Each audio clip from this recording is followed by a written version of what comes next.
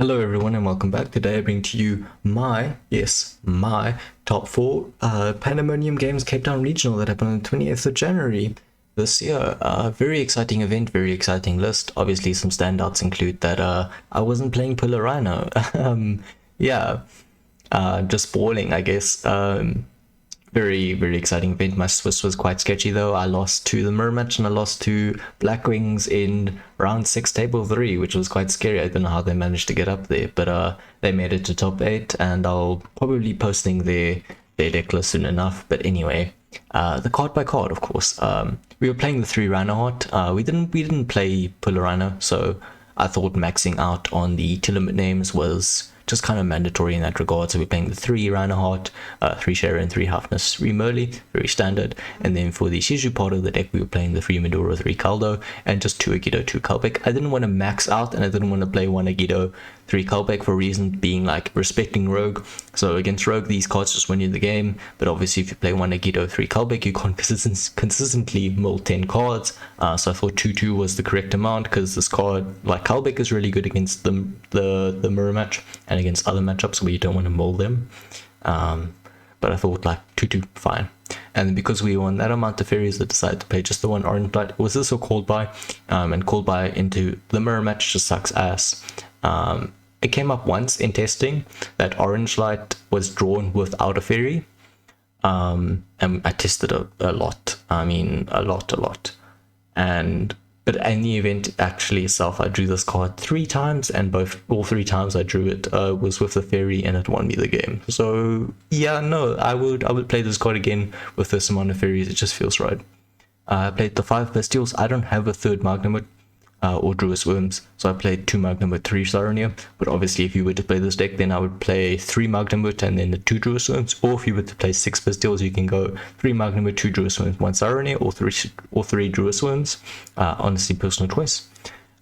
With Boldrake coming out around the corner, you can arguably also just play Boldrake in here instead of like a Druid's Worm, because Boldrake, Druid's Worm, like it depends. You can play like 1-1, up to your choice. Foolish Burial, we don't play Pillar Rhino, so I needed a card to just consistently access a missing name. It's also really good if you like go through all your names, you can just Foolish a Shuffler. Like, it's good regardless. Instant Fusion, you have to play this card, it wins you the game. Rota, just consistent Rhino Heart access, very good. 3 Super Poly, I noticed, like, I played a lot of locals in the area, and I noticed all the Tearlament players in my area were not respecting this card at all. They were regularly ending on like Rule Carlos plus Dweller. So I thought to myself, okay, I need to beat that inboard. How can I beat that inboard? Super Poly. In what other matchups are Super Poly good? They're good against Fluunderies going first, and they're good against Sprite in every scenario.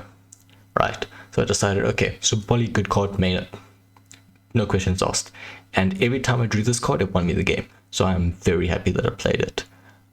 Triple Tactics Talent, Mirror Match, Sprite, Fluunderies.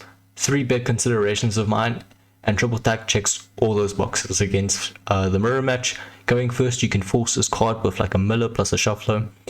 Going second, it can easily just turn the game in your favor. Against Sprite, it can take an Elf, it can take a Toad, it can force a Toad. It's just so good. Against Fluunderies, you can go normal summon, they go map or Dreaming Town, and they summon their Ariser, they stack your thing, and then you go triple tack, take the M pen, go battle phase, clear the Barrow statue, and you can play after that. We decided to play just the 2 Scream. I tried 3 initially, cut it down to 2, just felt better, 2 better mull, don't want to always draw it, searchable as well, yeah. And then just the 1 Crime and the 1 Salik. Saw a lot of people siding the 1 Crime. I didn't want to. I felt like I needed this card in the main deck. And also the effect ad from Banished came up often enough, funny enough. So I thought it was quite a good main. And then Salik. For side deck, we played Skamok Ladybug. Everyone's playing Scattershot, so the counter to that is Skamok Ladybug because it puts you at 8,500 versus the 8,000. Yeah. Really, that's it. The only thing that sucks about it is that it doesn't have like consistent access, because obviously you can't sprint send to level 4, and I'm not playing Beatrice, so I can't send this. But I mean, in time, both you and your opponent are just activating your millers like crazy. And then we play Dogwood. Just card wins you in time, and even against Dark World, if you just activate this card, you skip 4 of their battle phases or something stupid like that. It just wins you the game. It gives you so many opportunities to just try and break their board. And some of them freak out and just pass on nothing, which gives the game away. It's just all around a good card. Gamma, I wanted something that was good in the mirror, Sprite, and Fluenderies. You'll see me repeat that sentiment with a lot of these cards.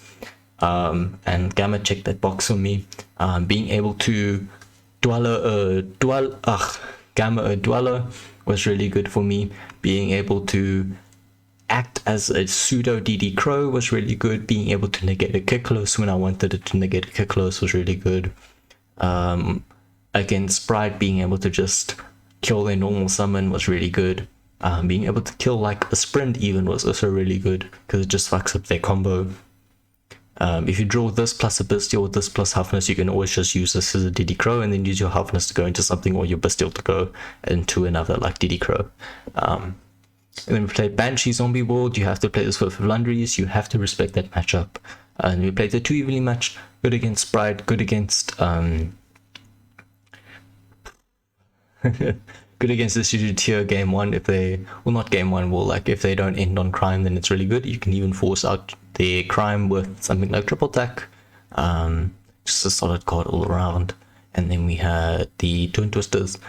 Chose Twin Twisters over the Cosmic because we can go Twin Twisters, discard a Shuffler against Sprite, target their like starter and their double cross, and it either forces out a Toad, in which case we can go Shuffler, shuffle back the Toad so they can't reborn it, or it forces out both the double cross and the starter, which I thought was amazing either way.